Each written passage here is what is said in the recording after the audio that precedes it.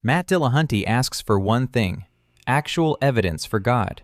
His opponent responds with an axiomatic argument, claiming God is as self-evident as mathematics.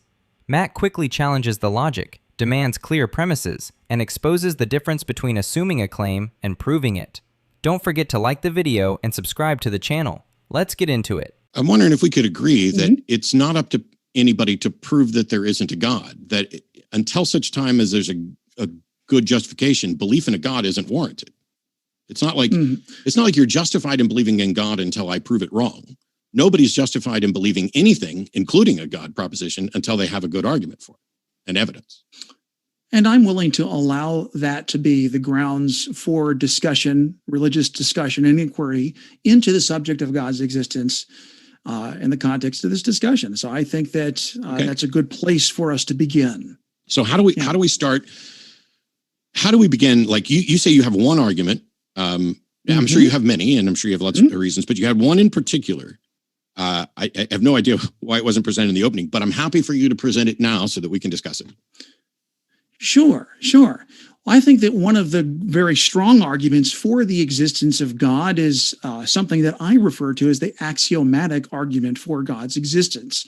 This is very much like the ontological argument for God's existence, the argument for God from his being, but it asserts a slightly different point. The purpose of the axiomatic argument for God's existence is to show that God exists in every single world that we might conceive of to exist, and this would include all possible worlds that we might imagine. And as it turns out, because the concept of God, at least at the conceptual level, is entirely unerasable on strong grounds, I think, that therefore we're not in a position to airbrush a divine causal beginning to any world that we might imagine for the sake of any argument. That it's just simply not rational to do so. And so what's the argument? The argument essentially, I might refer to it as the ever-pending birthday. Imagine that you, Matt Dillahunty, have walked into a room only to encounter an infinite row of tumbling dominoes. Each falling tile collapses a subsequent member, causing the preceding domino to plummet towards the earth. And each successive domino takes all of 1 second to accomplish its inevitable collision with the floor. And now imagine that the row of dominoes is utterly beginningless, leading to a final domino standing near your foot. Bending down, you notice that the domino bears an inscription which reads the exact date of your birth. And so you then begin to wonder, if the set of dominoes is infinitely long, how much time will it take for my birthday domino to collapse? And of course, the answer is unavoidable. The tile would never fall. Consequently, that would imply that you could never be born. And so this means that in any world that we imagine, none of these worlds can be eternal in the past. Some initial trigger has to set the world in motion. And so this essentially means that the initial cause that brought this world that we live in into existence, any finite cause itself requires some sort of a causal parent. And so therefore, since the cause that triggered the other causes, we have to inquire into what is the founding reason for this. If the reason is something which lies outside of the cause itself, then it and not the cause is the real reason why the world exists. And so the parent cause of the world necessarily causes itself to cause the other causes to be set in motion. And this seems to imply a conscious will at work in the world of really any world that we might imagine. It seems that this would apply to the world of the Swiss Family Robinson, as well as to the world that we're having this discussion in right now. And so because that concept seems unerasable to me, it seems to me that we are stuck with God's existence as a matter of a sheer axiom. That is a self-evident, irreducible prime that we're never justified in questioning. So really convinced me.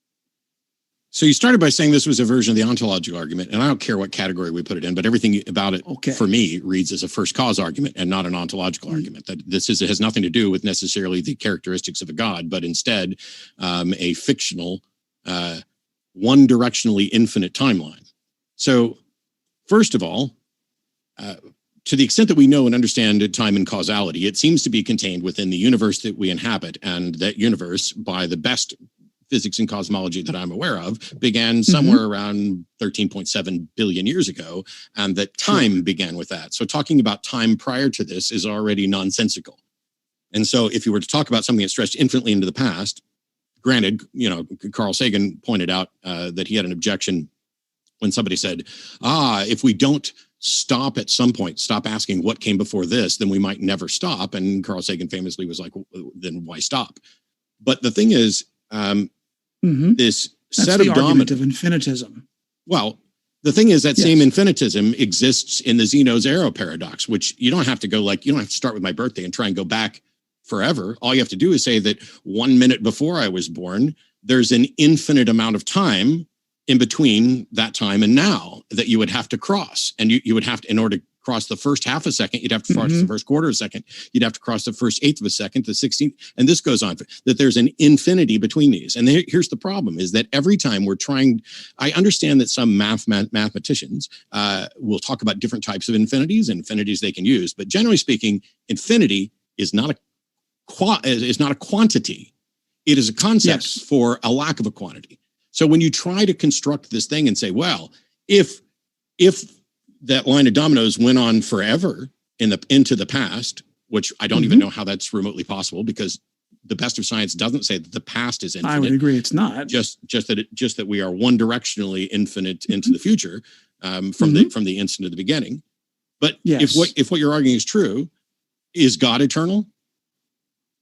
Well, I think that there are several things that I would like to point out, and that is that in the case of Zeno's paradox, the length of space, the spatial extent between the one end of the stadium to the other, is actually conceptually prior to our subdivisions of it into infinite segments. And so, therefore, the point is that the line itself is finite in duration, however we might divide the actual line itself. And so, yes, of course, I would admit that it's true that you can subdivide any finite space into infinite amounts. Of course, that's true in one sense. But it still means you can't get there. So what I'm asking is God infinite? Is God? Well, I think that essentially, does God have a beginning? Yes. And here I would admit. You think God had a beginning?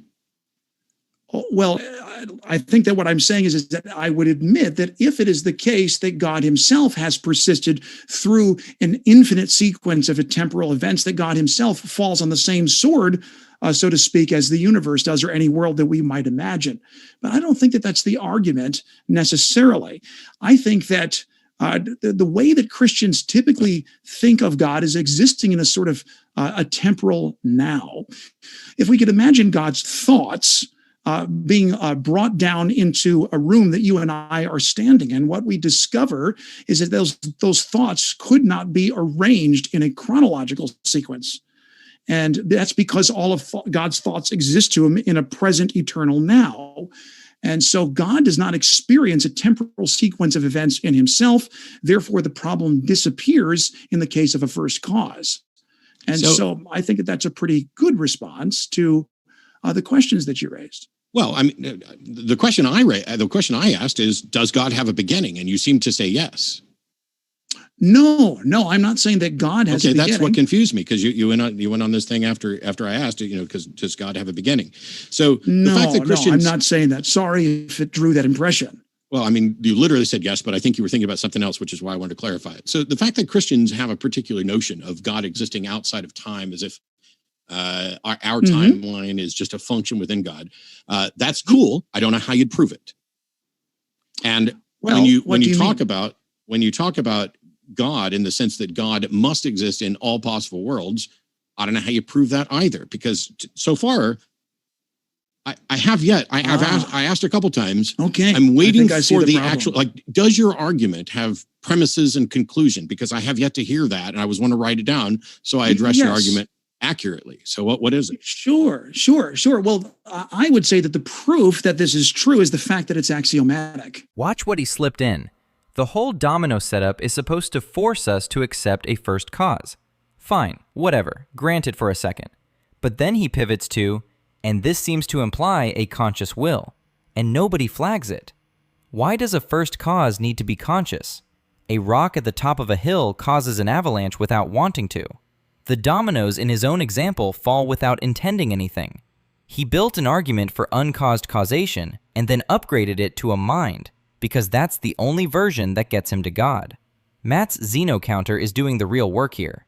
If infinite divisibility blocked existence, you couldn't finish this sentence. But the bigger tell is that Christian arguments always need that unearned jump from something caused this to someone did. Okay, no. Axioms, you don't, the fact that something's axiomatic does not prove that it's true. An axiom is something that you assume is true as a matter of necessity, a sort of presupposition, or something you assume is true for the sake of the argument. What I asked was, does your argument, does it have a formal structure with premises and conclusion? Well, my understanding is that essentially an axiomatic argument is part of several types of arguments that essentially issue from an argument called foundationalism. Foundationalism historically has taken on two essential forms, that of presuppositionalism and that of axiomatic arguments. Presuppositions are things that we presuppose for the purposes of testing what follows, whether or not certain things follow or not. While axioms are things that are self-evidently true. In other words, the evidence is in the sheer pronouncement of the proposition itself. 2 + 2 = 4. A That's plus B not is equal to B axiomatic. plus A. These are the axioms of mathematics. Those aren't the logical axioms as well. So the answer to my question, then, I'm going to assume, is that no, your argument does not have set premises and a conclusion for me to write down. Well, I think that I walked out a simple illustration that demonstrates the necessity of there being an axiomatic beginning to any universe that we might possibly imagine. It doesn't matter if you're the guy who's been sort of a computer has stolen your brain, disposed of all the postcranial content, and has inserted you into a tube in the matrix. That matrix world necessarily has a first cause. Every single world that we imagine has this cause, and this is therefore a matter of an axiom. It's not something that we can airbrush out of our picture of any world that we might imagine. And so it is something that is inescapably to be dealt with as A plus B is equal to B plus A, or that you and I equal 2, whether we're standing in heaven, earth, or in hell. It doesn't matter. You and I equal 2. So and asking for proof to something like that, it seems like a strange request. It seems to it doesn't seem a strange request at all. There's nothing strange about the request at all. So mathematics is directly derived from the foundations of logic, and it's not 2 + 2 = 4 is not an axiom. 2 + 2 = 4 is based on axiomatic foundations of mathematics. Yes, it is. And notions of regularity. But those are things that are still regarded as true, but not demonstrated as true. If we could demonstrate they were true, they wouldn't be called axioms. Now, the axioms that are around that result in 2 + 2 = 4, those the conclusions from those are things that we can demonstrate to consistently be reliably true. Neither one of us are going to say, 1 + 1 = 73. We're probably not going to say that unless we have some really peculiar root-based system of math with different operands. But if we're talking about normative, we're talking about quantities, then that's where we're at. However, to say why does 1 + 1 = 2 is something that we can actually work towards and demonstrate. Just like, and I would agree with that. The fact that identity, non-contradiction, and excluded middle are presuppositions which we cannot demonstrate, but which we assume are true and appear to be uniformly absolutely true in the sense that they appear to be inviolate, that you would have to assume they were true to try to prove they weren't true. And I don't know what you would have to assume in order to try to prove them false, but you'd have to come up with some way of justifying that. It's not just. And that's precisely my point. That's what this argument is like for God's existence. Is that except that's not an argument for God's existence. The fact that we assume something to be true is not an argument that it is true, and it's certainly not evidence that it is true. In fact, the things now it's that not an argument in the sense. Hang on. Okay. The fact that we assume something as a necessity is because we do not have good evidence for it. If we have good evidence for it, we don't need to assume it. We just demonstrate it. So if your entire case is that God is axiomatic, then you're acknowledging there is no good evidence for God, or at least there's no good evidence going to be presented for God, because if there's good evidence, we don't need to assume. I don't really think that that's true. And let me explain to you why. Because essentially my epistemology is founded upon the work of an 2nd century Greek philosopher known as Sextus Empiricus, who was an early critic of Plato's teaching. And Sextus essentially held that there were only one of 3 possible options whenever trying to settle the contingent status of proposition, call it P, whatever it is. And essentially, those three possibilities were the argument of infinitism, the argument of coherentism, and the argument of foundationalism, of which axiomatic argument certainly would be a fall under a type of foundationalism. And so if you're saying that that isn't good evidence, well, the other two possibilities aren't good evidence either. Infinitism doesn't work because, say that you have proposition A. How is A proven? Well, presumably by B. How's B? Uh-oh, Ben locked up. With a very, very powerful question. How do you settle the contingent status of Z? Well, yes. Ben, you locked up for about 15, 20 seconds there. So I want to make sure your video is still locked up, but we can hear you on audio. So I want to make sure you said that because I couldn't hear what you said. You are back now. What was, okay. Say it again. Okay. Yes, I was simply pointing out that there were three possible ways to attempt to settle the contingent status of any proposition that we might be discussing, according to the early Greek philosopher Sextus Empiricus, who held that the first possibility was infinitism. If we're trying to say, how do we settle the contingent status of proposition A? Presumably you say A is proven by B, B is proven by C, C is proven by D, and so on and so forth until you reach contingent proposition Z. But what happens when you reach Z?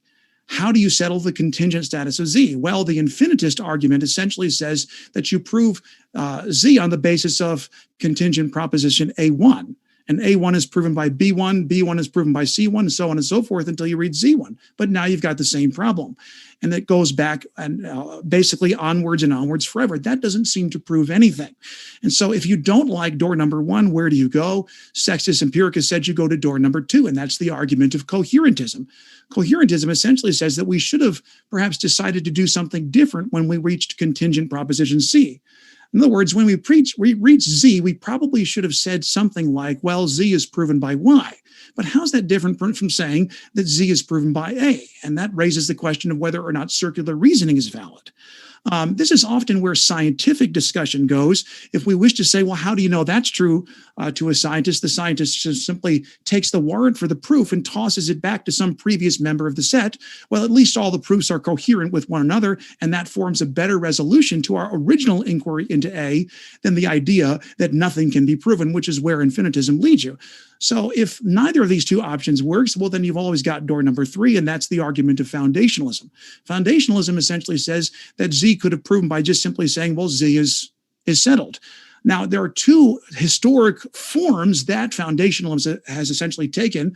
The first would be that of presuppositionalism, and the second is by axiomatic arguments. And so presuppositions are simply blindly presupposed, but axioms are self-evidently true. Take Sextus Empiricus' argument, for example. Isn't it the case that it's axiomatically true that the only way to settle the contingent status of Z is by either going to A prime, Y, or Z itself, just simply staying at Z? Either you go backward this way or you stay. And so that's axiomatically true. And so therefore, it is on the basis of these kinds of demonstrations that we can know whether or not something is settled in a final sense. If you're going to argue for coherentism, that doesn't work because it begs the problem of circular reasoning. And anyway, if you're going to go that direction, coherentism seems to collapse to a form of foundationalism. So the scientist is essentially saying, well, I foundationally believe that all of my empirical deliverances are true, but isn't that just a form of foundationalism? So then what's wrong with the Christian's evidence? So if those are the only three live options we have in terms of what types of evidence we can choose from, well, certainly I would say that Sextus Empiricus' arguments are so persuasive that most modern philosophers have essentially said that they're almost irresistible. Except and that, to me, I find that to be true. Well, so this is an interesting topic that I've had lots of conversations with, except it has nothing to do with whether or not there's good evidence for God. And instead of just relying on Sextus, I've actually looked into things a little bit further and more modern. I don't know if you're familiar with Susan Haack, who's come up with a thing that she calls foundationalism, which is an epistemology that combines principles of foundationalism with coherentism. I don't know what the defeater is. I don't know what the defeater is for that. It seems to be the most consistent, or the view that is most consistent with the way that I go about things. However, at the end of the day, I'm a scientific skeptic.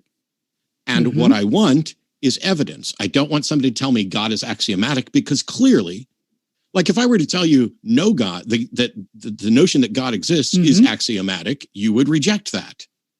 And so there must be some reason for opting for God is axiomatic. But the second you do that, you're saying there isn't good evidence for God, or I'm not aware of good evidence for God, because if there is evidence for it, you don't take it as an axiom.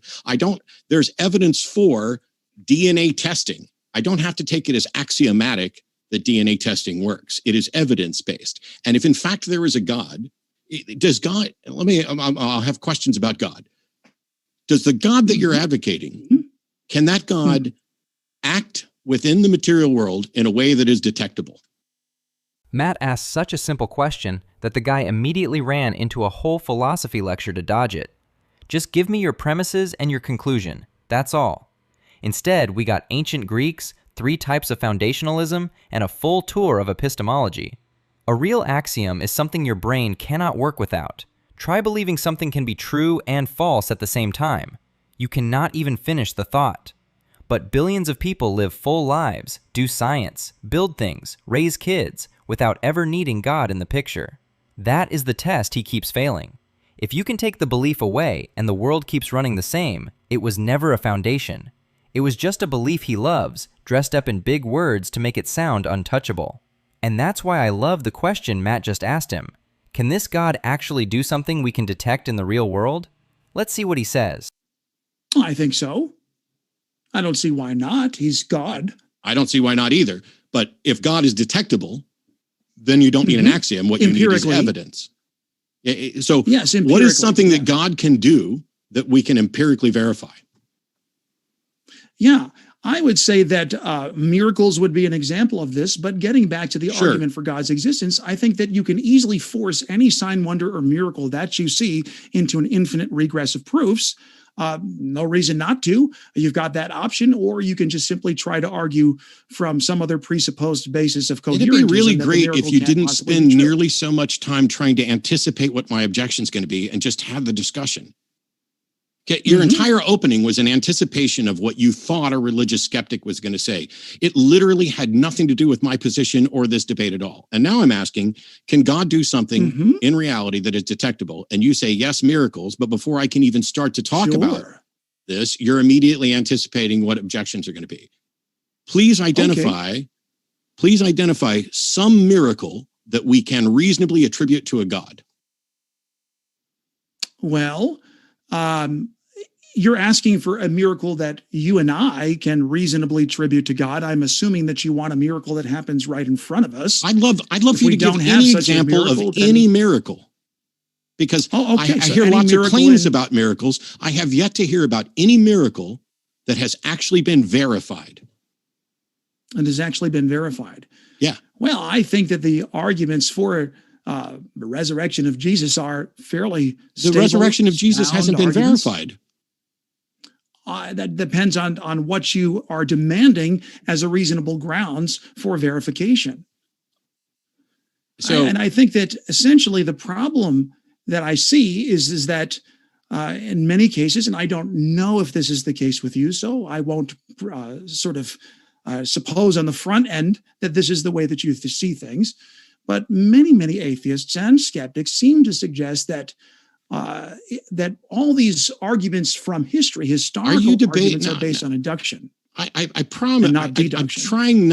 I'm trying to be as patient as I can. Please stop debating other atheists that aren't here and have the conversation with the one that's here. I'm not here to defend what other atheists believe. All I've asked is provide evidence for a miracle, and you are now talking about what other atheists believe. How is that relevant to you providing evidence for a miracle? Sure. Well, I think that the evidence for the miracle of the resurrection is fairly strong because it's been historically substantiated, and that's good enough, it seems. Otherwise, it seems to me... Now, I want to make sure we're clear, because there's a soundbite right there where I asked you for a miracle, and your statement is the evidence for the resurrection is historical, and that's good enough for you. You didn't provide any evidence. You just, once again, told me what you're convinced of. How can I, and I swear I'm not trying to be obtuse. I am here as a lost soul, according to your notion. According to your religious view, which I don't really know particularly well. I'm going to guess that I am desperately in need of the truth about Jesus, or my soul is damned to elimination or hell. I don't know if you believe in a literal hell or what. And yet, when I ask you to provide evidence for a miracle, your answer is the resurrection is historically confirmed enough to suit you. Yes, I think it's. Okay. I think it should. Then I don't know what we have to talk about, because you're not presenting any evidence in your opening. You're not presenting any evidence in this discussion. You're just once again restating that you are in fact convinced of something. I haven't gotten around to saying particularly what the evidence is. I can. We've been debating for almost an hour. The whole purpose of the debate was to present evidence for God. How could you possibly say I haven't gotten around to it yet? You can see the answer getting broader every time Matt asks for something specific. He asks for one miracle that can be verified, and suddenly the conversation turns into history, skepticism, and what other atheists supposedly believe. That move protects the claim because general ideas are harder to pin down than one concrete example. Matt keeps bringing it back to a single case for a reason. A claim has to survive close examination. Calling the resurrection historically substantiated sounds impressive, but the phrase does all the work while the evidence stays off screen. After nearly an hour, saying you haven't gotten around to the evidence exposes the problem. The conclusion was ready from the first minute. The reasoning never caught up. What makes this debate memorable isn't that one side quoted more philosophers or used bigger words. It's that Matt refused to let the conversation wander away from the original claim. The debate wasn't, can we invent an interesting way to think about God? It was, what evidence justifies believing God exists? Those are completely different questions, and by the end, they never became the same conversation. One thing that stood out is how often the definition of God changed depending on the objection. God was presented as the first cause, then as an axiom, then as a timeless being, then as the explanation for miracles. Every time one idea ran into trouble, another one stepped in. That's a warning sign. A solid explanation should become more precise as it's challenged, not more flexible. If a concept can change shape every time it meets an objection, it's difficult to pin down what is actually being defended. There's another problem that deserves more attention. Even if you granted every philosophical point made during this debate, even if you accepted that reality required some ultimate cause, you still would not have Christianity. You wouldn't have Jesus, the resurrection, heaven, hell, sin, or the Bible. You'd only have an unknown cause. Everything after that requires another argument, and then another one after that. That's a huge leap that often gets hidden behind the word God, as if using the label solves all the unanswered questions. It doesn't. The same issue appears with miracles. Christians rightly reject miracle claims from other religions. They don't become Muslims because someone claims Muhammad performed miracles. They don't become Hindus because someone reports seeing Krishna. They ask for evidence, independent confirmation, and a way to rule out competing explanations. Matt is simply asking Christianity to play by the same rules it expects everyone else to follow. That's not bias, that's consistency.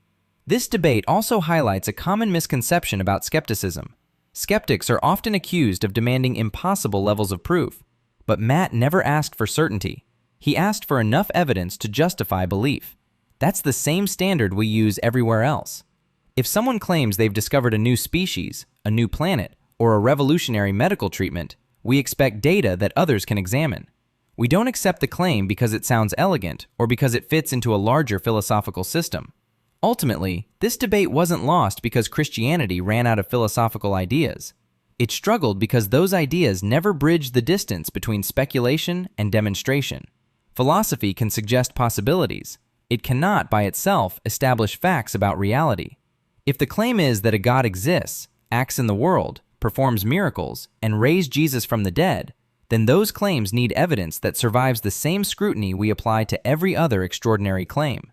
Matt never asked for a special standard. He asked for one standard applied equally, whether the claim comes from Christianity, Islam, Hinduism, or anywhere else. That's a position built on intellectual consistency, and it's why his questions remained unanswered long after the philosophical language had run out.